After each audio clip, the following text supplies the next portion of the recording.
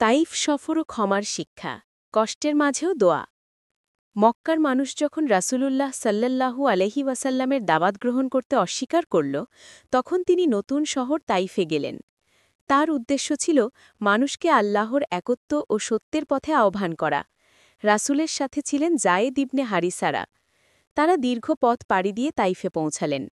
রাসূল স্থানীয় নেতাদের কাছে আল্লাহর বার্তা পৌঁছে দিলেন, কিন্তু তারা শুনল না, বরং তাকে উপহাস করল। তারা শহরের দুষ্ট ছেলেদের উস্কে দিল।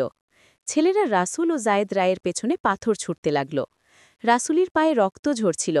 জায়েদ তার দেহ ঢেকে রক্ষা করছিলেন। শেষে তারা এক বাগানে আশ্রয় নিলেন, ক্লান্ত, আহত ও রক্তাক্ত অবস্থায়। সেই মুহূর্তে রাসূল মাথা তুলে আকাশের দিকে তাকালেন এবং এমন একটি দোয়া করলেন যা ইতিহাসে অমর হয়ে আছে। হে আল্লাহ, আমি তোমার কাছেই অভিযোগ করছি, আমার দুর্বলতা, আমার অসহায়ত্ব ও মানুষের কাছে আমার অপমানের। যদি তুমি আমার প্রতি সন্তুষ্ট থাকো, তবে আমি এই কষ্টের পরোয়াই করি না। তখন ফেরেশতা জিব্রাইল আলাইহিসসালাম এসে বললেন, আল্লাহ চাইলে এই পাহাড়দ্বয় দিয়ে তাইফের মানুষদের ধ্বংস করে দিতে পারেন।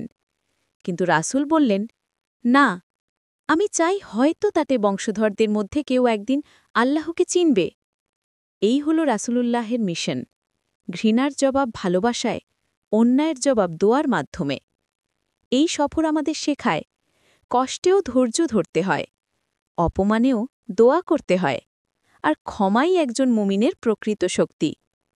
মরাল অব দ্য স্টোরি, তাইফ সফর আমাদের শেখায়, অন্যরা যখন কষ্ট দেয় তখন প্রতিশোধ নয়, বরং ক্ষমা ও দোয়া করতে হয়। আল্লাহ ধৈর্যশীল ও ক্ষমাশীলদেরই ভালোবাসেন।